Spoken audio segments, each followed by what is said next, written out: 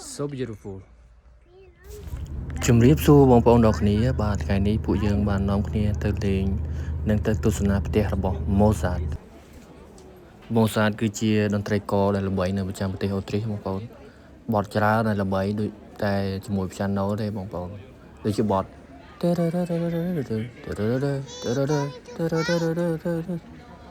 អូច្រើនណាស់បទល្បីរបស់ Mozart ជនជាតិអូទ្រីសកើតនៅទីក្រុង Salzburg អញ្ចឹងនេះផ្ទះពណ៌លឿនហ្នឹងគឺគេធ្វើជាសារមន្ទីរជាតិហើយគឺមនុស្សទៅមើលច្រើនបាទទៅមើលរូបថត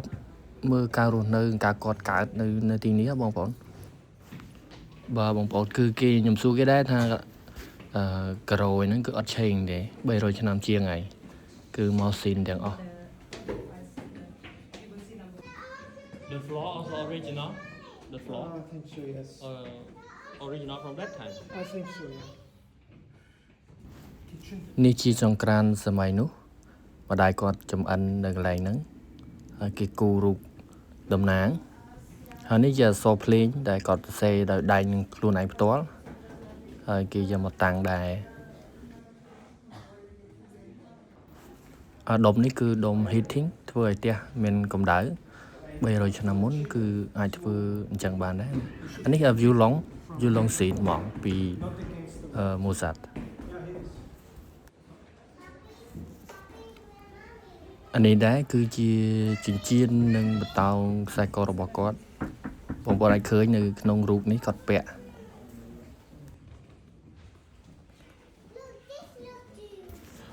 នេះជារូប Mozart នៅក្មេងអាយុ7ឆ្នាំហើយនេះរូបបងស្រីរបស់គាត់នេះជារូបម្ដាយរបស់ Mozart ហើយបងប្អូនឃើញនេះចិញ្ចៀនដែលគាត់ពាក់ដែរនៅក្នុងរូបមុននេះ Smile.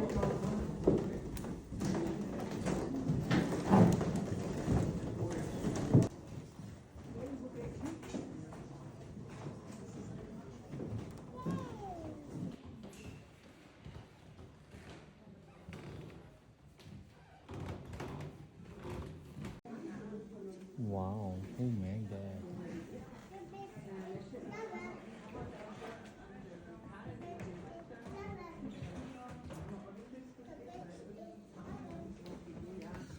The what? I understood the beach. The beach? I think she said the beach. What?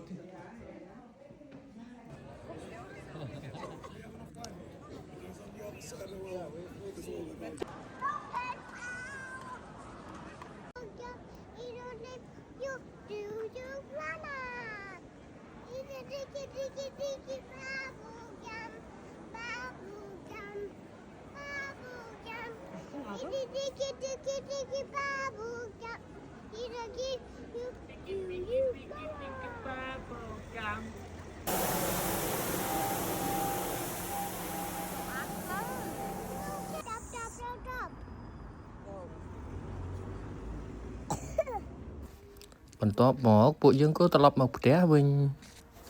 ព្រោះទីក្រុង Salzburg និងផ្ទះ holiday នេះគឺមិនឆ្ងាយពីគ្នាប្រហែលដែរប្រហែលជា1ម៉ោងអញ្ចឹងទៅមួយផ្លែតមកមួយផ្លែត And darling something tells me there's